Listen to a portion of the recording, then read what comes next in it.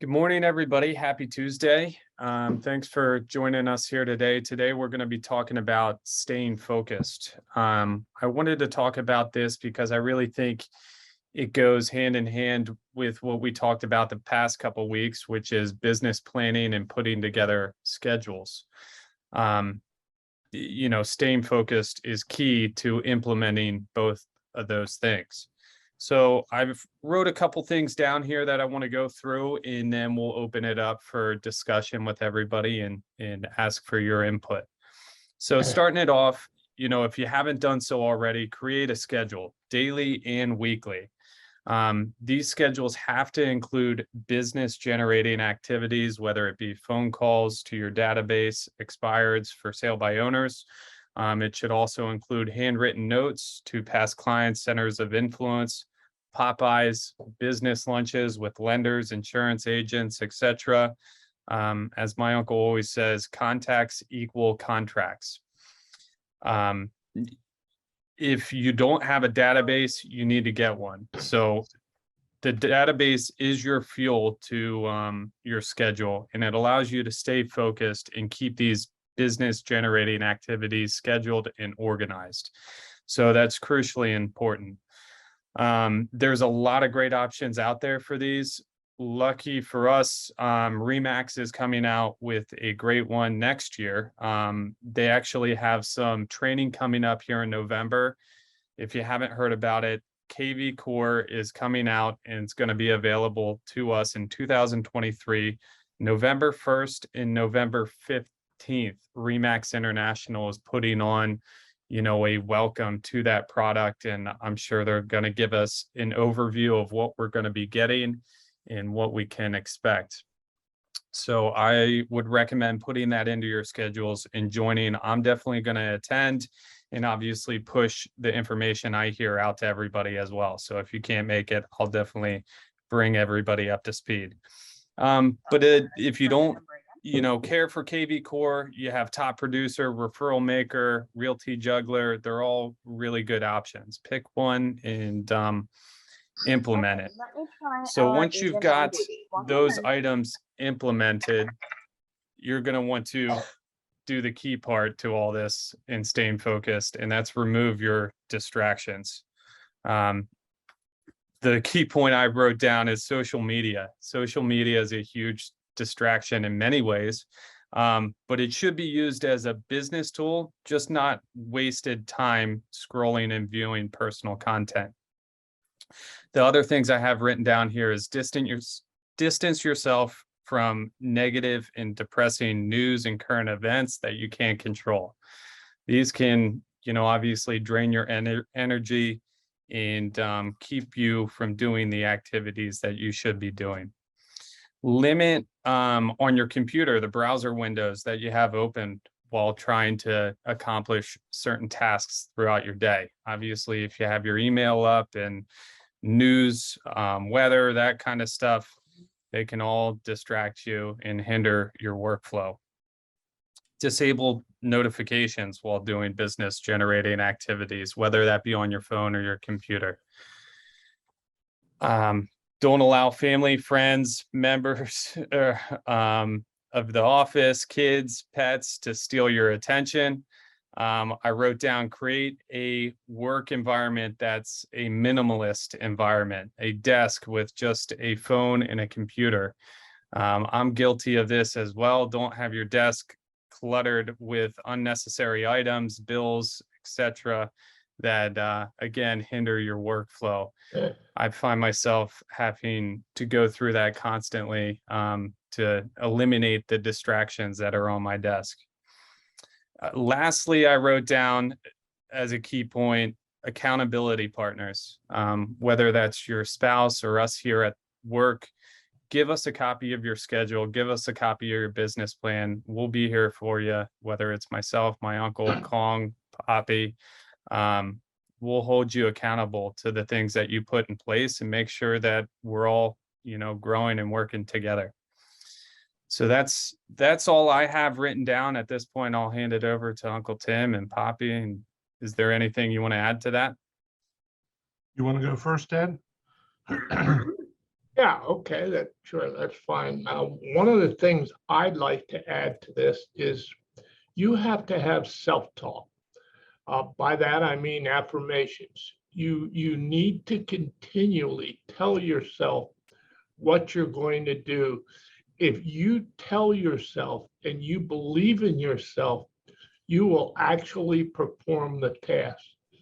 So I will make my contact goal, or I am making my contact goal. I am getting an appointment today. I am determined. I am fearless. I am powerful. I'm unstoppable. When you start talking to yourself like that, you start believing it.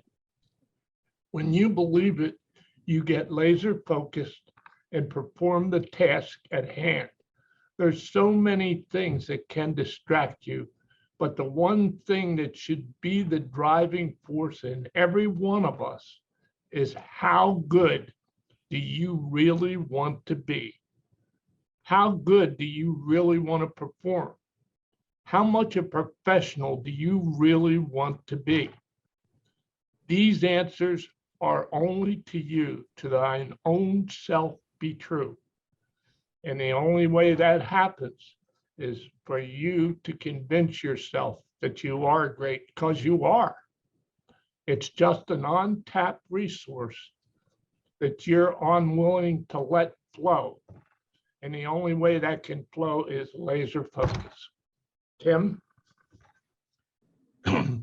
So as part of the training that we got for 16 years, one of the things that we realized the most was the most important time to stay focused is in the morning.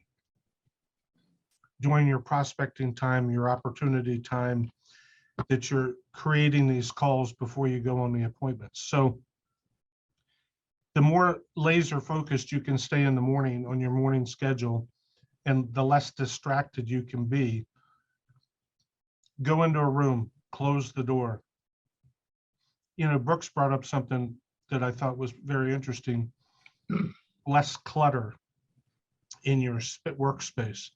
I have a habit. I normally come in the office first thing every morning and I pay all my bills. But there's always a little stack of stuff that is sitting to the left of my adding machine and to the right of my computer screen. And I find myself every day reaching over, grabbing that, looking through it, and distracting myself from what I need to be doing. And if that stuff was important, I would have done that first thing in the morning. So the least distractions you can have, the better. It's also important, not just through your prospecting time to stay laser focused and to get those calls in, because what happens later on in the day is all hell breaks loose. Okay. Things start happening, and things start happening even in the morning. But if you can stay laser focused for that hour or two while you're making your phone calls, and then deal with the problems the rest of the day, at least you're getting your calls in to continue to have your appointments so that you continue to have sales. So again, the morning schedule's the most important part of being focused. Another thing that I think that's important about being focused is being in the moment. Okay. So what I mean by that is, if you're having a meeting with a customer, whether it's at their house, whether it's at the conference room, a settlement, or even a Zoom call, stay focused with them eye to eye and listen to what they're saying. How many times have you sat in a meeting? And I'm guilty of it too. I've tried more and more over the past couple of years to stay more focused, sometimes not bring my cell phone to the room, sometimes turn my cell phone over and leave it on the table, and only if you get that emergency call, answer it.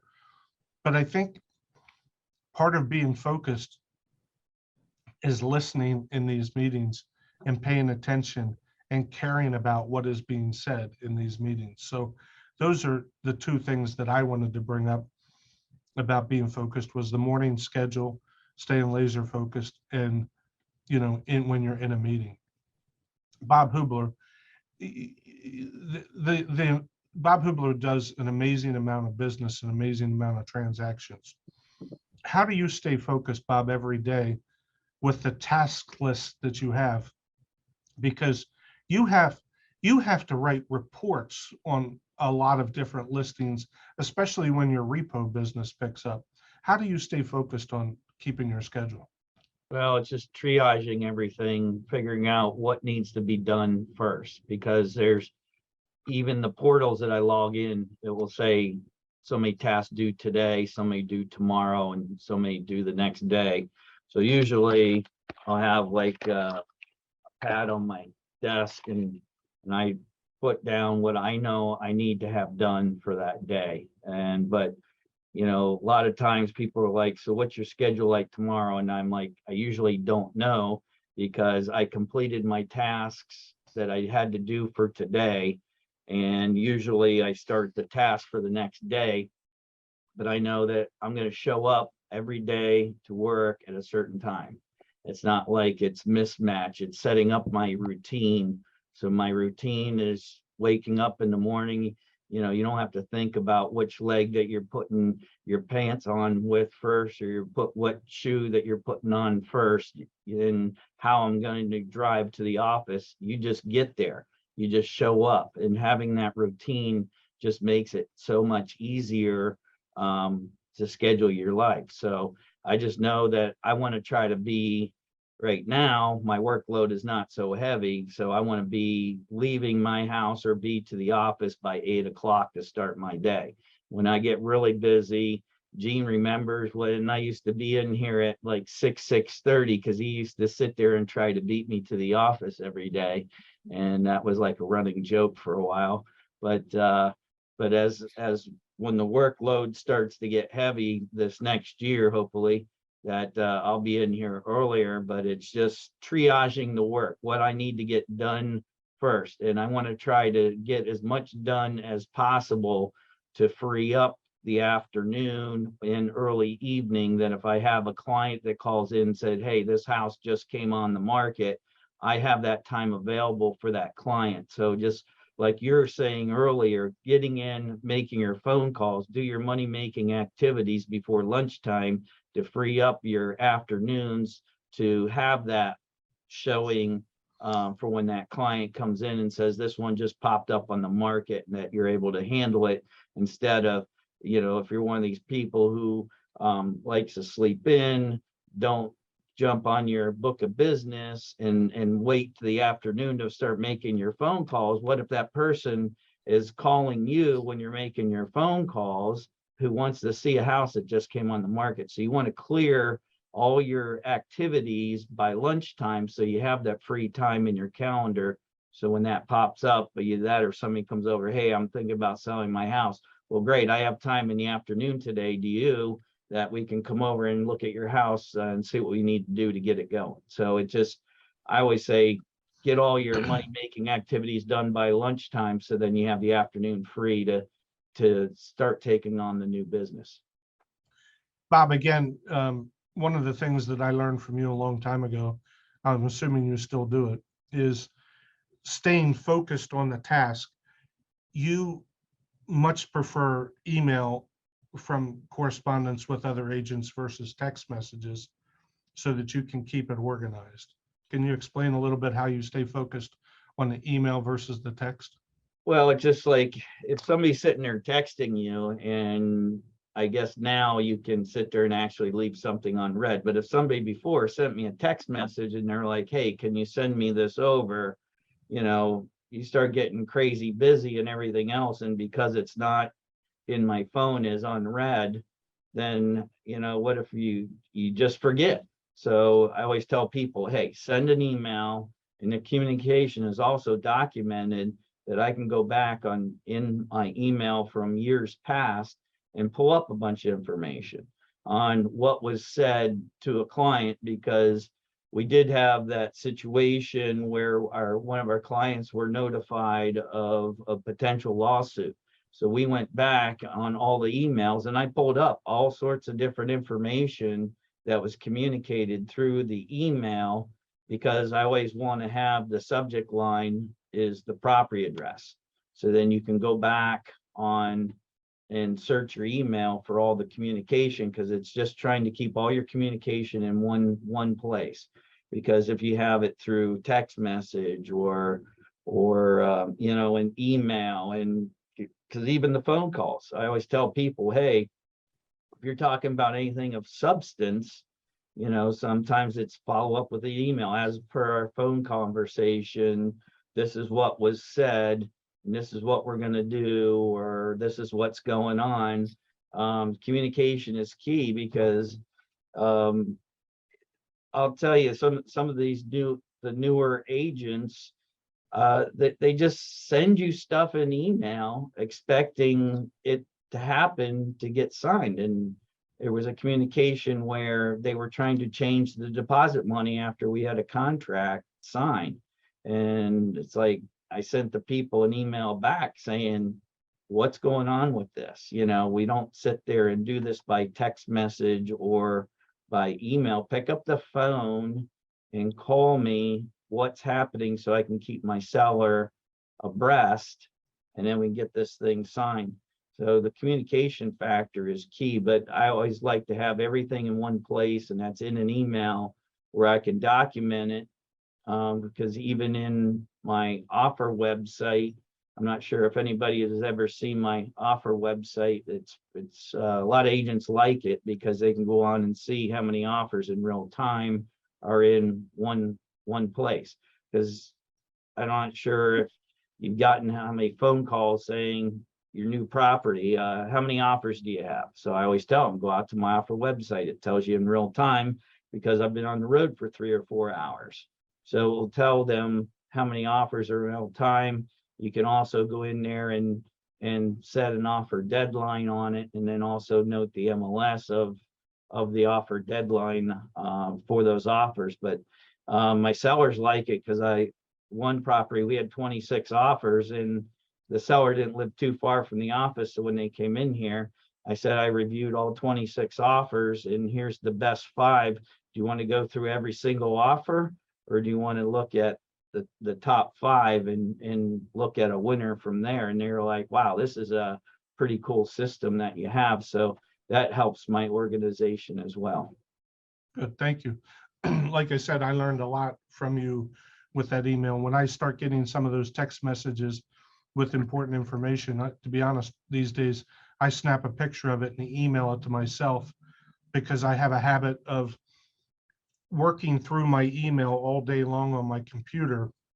Because when you're getting a lot of emails, it takes a lot of time. So I don't have to go back and start looking through text messages or unfortunately deleting the text message. I just snap a picture, send it to my email, and then I work on it on my computer. So, you know, I did that all because of you, Bob, to be quite honest. Stacy, how about you? What do you do to stay focused running the business that you have?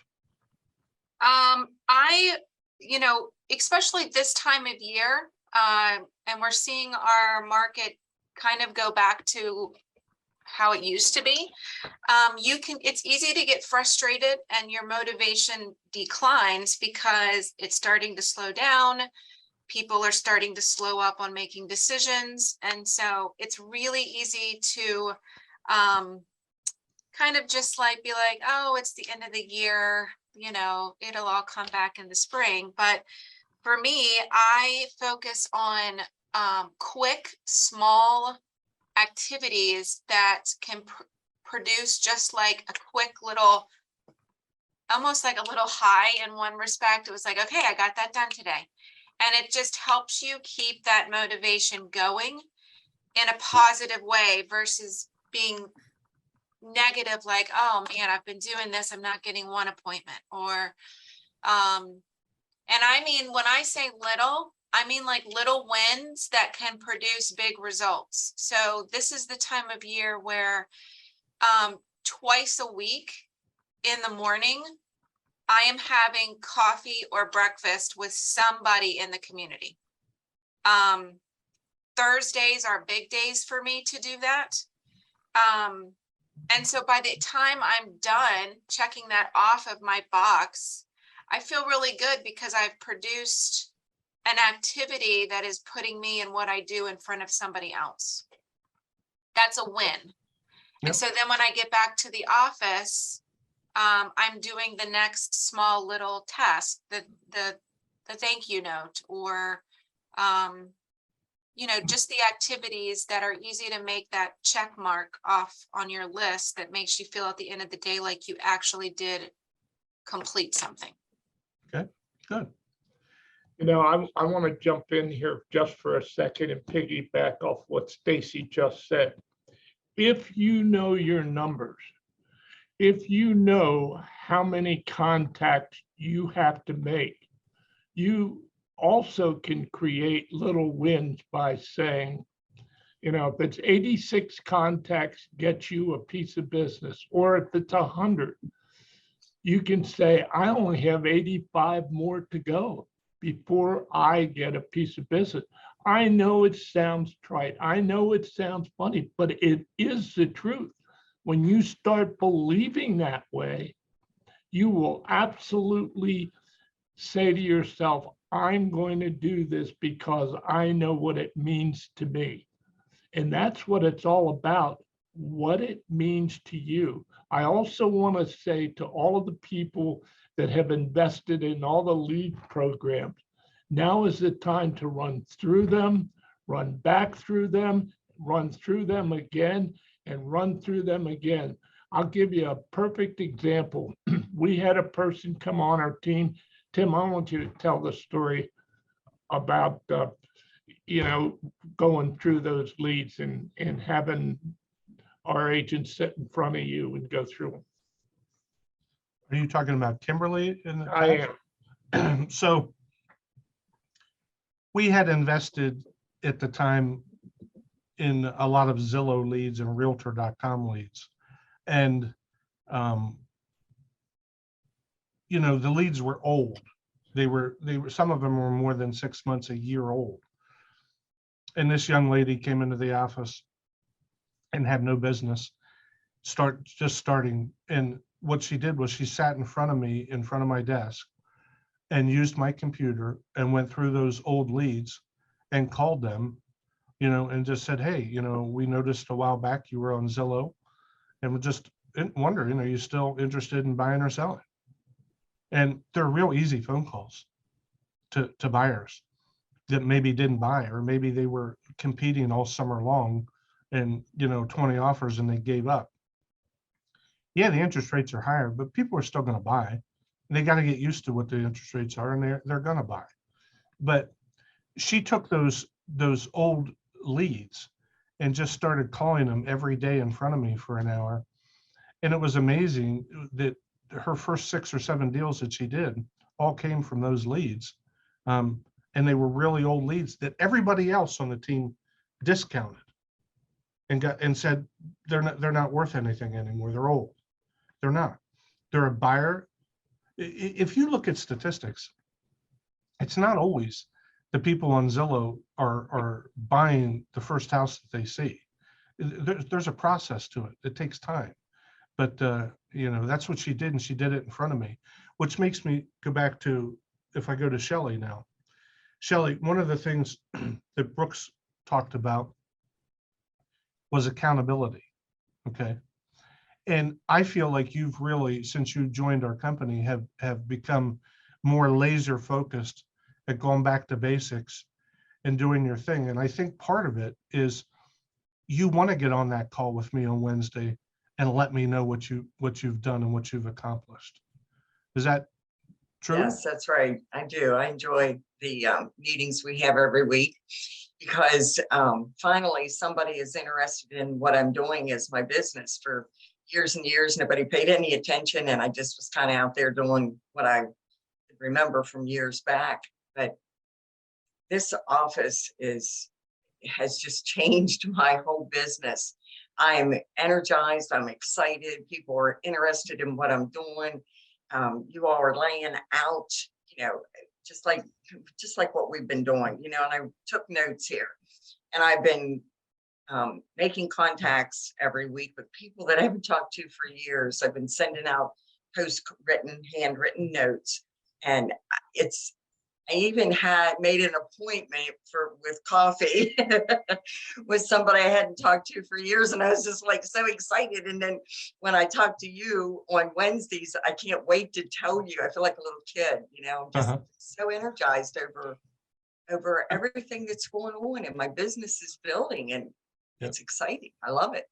Yep. Good. Thank you. And that's the way my dad and I felt with the Mike Ferry organization for 16 years is we did not want to get on that call on Wednesday and tell our coach, well, we didn't make any calls this week. We didn't go on appointments this week. We just decided to take it easy. We didn't want to do that. We wanted, like you, to be excited about saying, hey, I got an appointment. I did this. I went on so many appointments and so many price reductions and those type of things. So good. I'm glad things are working out for you. How about you, Kara? We can't see you, but I see you're on. Are you able to share with us how you stay focused? Because you and Stacy certainly do a lot of business, and Stacy shared with us. I was wondering how you stay focused. Good morning. I love all of these things that everyone has said. I feel like we are just really the top of agents and are laser focused, really. And that is really because of, your leadership. Something that makes me kind of chuckle because it's happening right now is don't let issues that happen to you or to your business get in your head and mess you up. Okay. And one small little thing right now is like, I don't know what's wrong with my camera. I mean, you can't see me. I'm ticked off, right? But I go, just let it go. As soon as it wouldn't work, I text my computer guy and said, hey, it's doing it again, but so that's why you can't see me this morning. But small little things can really, even big things, things happen. Don't just get them off of you. You can't let stuff mess with you, because if you do, it's going to mess up your whole day, your week, your month, your numbers, your business, how you're treating yourself, your family, your clients, your friends. And so that's something that just popped into my mind simply because I was having that little issue. Yep. And Dad, we've been through that before. Mike Ferry used to say to us, it's not uncommon to get upset when certain things happen in your life or in your business, but don't, like Kara just said, don't allow it to consume you. Allow yourself 15, 20 minutes, a half an hour to be pissed off. And then at the end of that half hour, you get laser focused again. His favorite saying was GOI, get over it. Yep. And, like Tim said, 5-10 minutes, get over it. Get on with your life. You've got better things to do and talk about than some minor detail that's upset you for that moment. Yep. So Brooksy, I think we've hammered out what we think is important on staying focused, and thank you for everybody with your comments and participation. Good call. Do we happen to know what next week's topic is, or are we still searching for one? Still searching for next week's topic, but as soon as we have it, we'll get it sent out.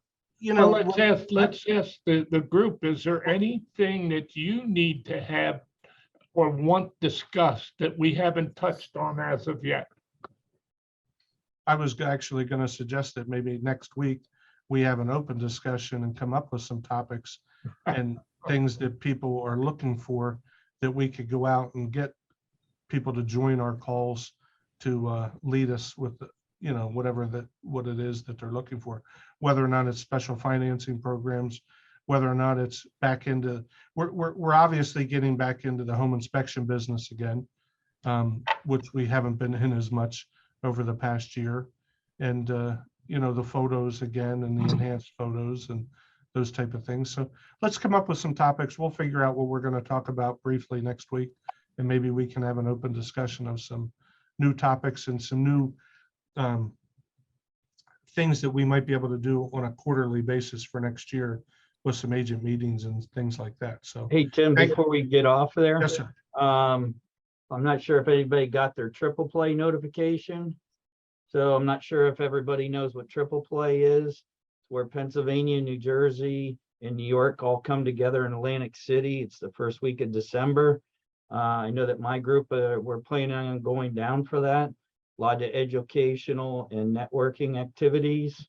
So if you didn't see it or have never been, it's a great opportunity to get some free CE and other stuff that's happening. So, you know, just passing that out there. So check your mailbox if you didn't, you know, get it. Yeah, or- I haven't received it yet, but thank you for that. What's the Yeah. date on it? It's December 6th or 5 through the 8th. December 5th through the 8th. Okay, sounds Yeah, good. good time, you know, get a little getaway down Atlantic City and, you know, networking and learn something. So just want to pass that out. Anybody else have anything they'd like to bring up before we close it out? Okay, if not, thank you very much, and we'll talk to you next week.